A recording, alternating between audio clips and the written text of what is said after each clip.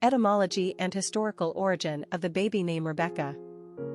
Rebekah is a spelling variant of Rebecca and one which is used in many, if not most versions of the Bible.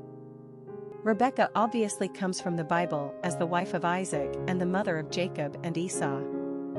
As such, she is a prominent matriarchal figure, the grandmother of the future tribes of Israel, and thus a favorite name among Jewish people, like Sarah and Rachel.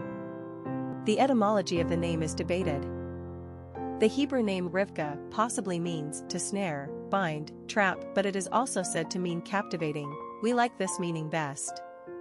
Some etymologists believe the name is of Aramaic origin, an ancestral language of Arabic, meaning soil, earth. Perhaps it will be more helpful to understand Rebekah's story in the Old Testament. In Genesis, Abraham does not want Isaac to marry a local Canaanite woman, so he sends his servant to find a wife in his own ancestral land of Haran in Upper Mesopotamia.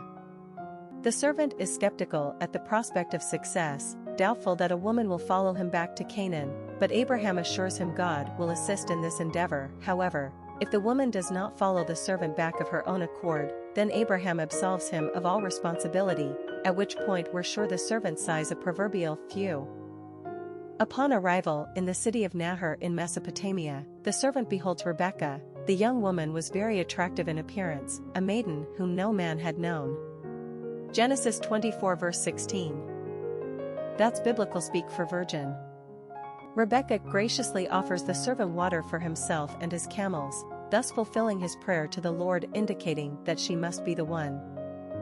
After negotiations with her family and the offering of gifts, it comes down to Rebekah's decision to follow the servant back to Canaan to marry Isaac. Her words are simple, I will go. So she's not exactly snared and trapped as one of the etymological origins might suggest, quite the contrary. The name's other possible meaning, i.e., captivating, makes more sense for this beautiful, compassionate, and kind young maiden.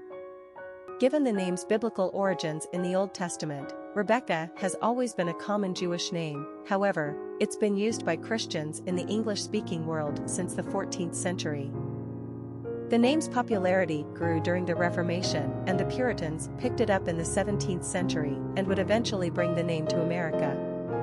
Rebekah is considered an old-school version of the more commonly used English Rebecca. Personality of the girl named Rebekah. The number 5 personality loves the excitement of life and can easily adapt to all situations.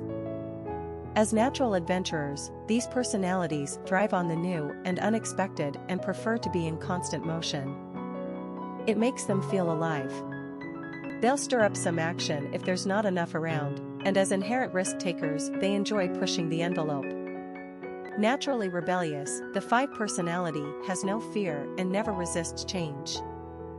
Traveling and new experiences feed their souls. 5s are very social and attract friends with ease. People love to be around the 5 fun-loving and exciting energy. This is also a lucky number in numerology, like the 3s, so fortune seems to shine on them, helped along by their own optimism and good nature. 5s have a quick wit, a cerebral mind, and are generally very persuasive. Popularity of the girl named Rebekah. For all intents and purposes, Rebekah came into use in America during the 1950s. She slowly climbed the charts until reaching her peak popularity during the 1980s and 90s. Although she never made the top 100 list of most commonly used female names in the United States, she did hover around number 150 for a while. Today, Rebekah is back down to mild moderation and definitely not as popular as Rebekah, although impressively close on a relative basis. Rebekah feels like a more ancient, biblical version of the more modern-looking Rebekah. At the end of the day, Rebekah was derived from Rebekah. This spelling came first, in case you're a super traditionalist.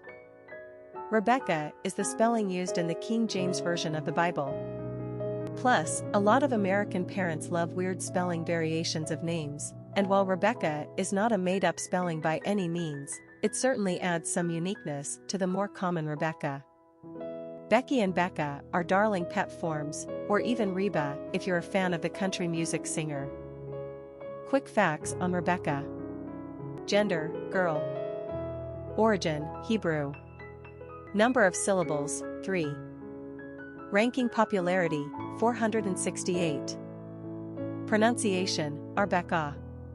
Simple meaning, captivating. Characteristics of Rebekah: freedom-loving, progressive, easygoing, adaptable, intellectual, adventurous, sensual. Cultural references to the baby name, Rebekah. Literary characters of the baby name Rebekah. Rebekah is the central character in Orson Scott Card's 2001 novel, Rebekah from the Women of Genesis series. It is the second novel in the series, after Sarah. It precedes Rachel and Leah. The novel follows Rebekah and the story of Isaac through her perspective. Although the storyline does not deviate from the Genesis story, Card takes some liberties to expand on some of the details and themes in order to create a more fictionalized yet interesting account of this remarkable woman. Popular songs on Rebekah. Rebekah, Hey Rebekah, a song by the D4, a song by the Fold. Famous people named Rebekah: Rebecca Hurth, musician; Rebecca Palmer, writer; Rebecca Ryan, singer; Rebecca Teasdale, model; Rebecca Johnson, songwriter; Rebecca Brooks, journalist/editor; Rebecca Cochin, actress; Rebecca Cochran, author. Historic figures with the name Rebekah. Rebekah shows up in the Bible very early on in the book of Genesis. She is from the ancestral lands of Abraham and thus related to him as his grandniece. She is also the sister of Laban, who will eventually become the father of Leah and Rachel, wives of Jacob. In the Bible, Abraham sends his servant to find a wife for his son Isaac in Mesopotamia, his homeland. He does not want Isaac marrying a Canaanite woman given their proclivity for idolatry. The servant is doubtful that a maiden will travel so far, from Mesopotamia to Canaan, to fulfill Abraham's wishes, but he goes dutifully. Upon reaching the ancestral lands, he prays that God will give him a sign, whichever woman offers him and his camels water from her well will be the one. Before he is even done with his prayer, the servant immediately sees the beautiful Rebekah.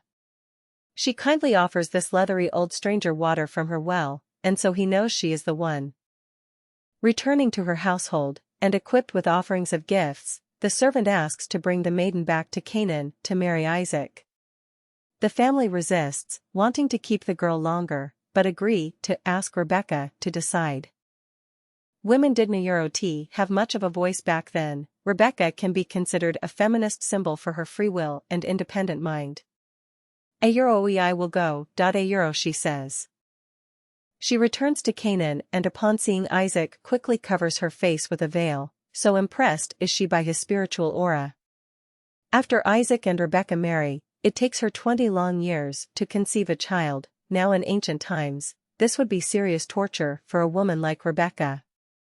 Both Isaac and Rebekah pray mightily for offspring, and finally she conceives twins. She feels them unsettled in her womb. Worried, she goes to God. She is told that the older will serve the younger and that own people will be stronger than the other. We know now that this prophecy would be fulfilled. Her son Esau was born first and Jacob came out of her womb immediately after holding the heel of his brother. As Rebekah's favorite son, she would go on to help Jacob steal Esau's birthright and blessing. She intuitively knows that Esau is simply not responsible or holy enough to receive the blessing himself.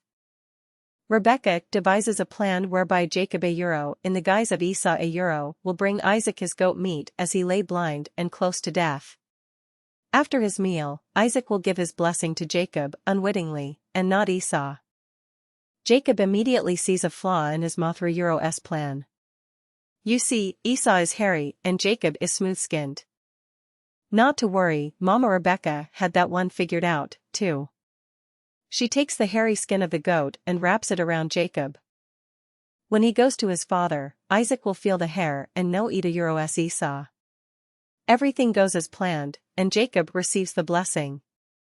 Of course, Esau arrives moments later to see this deception and furiously vows to kill Jacob, so Rebekah sends Jacob off to live with her brother Laban. This is how Leah and Rachel come into the picture. She would eventually die an old woman and never see the eventual reconciliation of her sons. Nonetheless, Rebekah is one of the more colorful women in the Bible. A matriarch, a free thinker, a proactive go-getter. And if this isn't enough, she is beautiful, spiritual, compassionate and caring.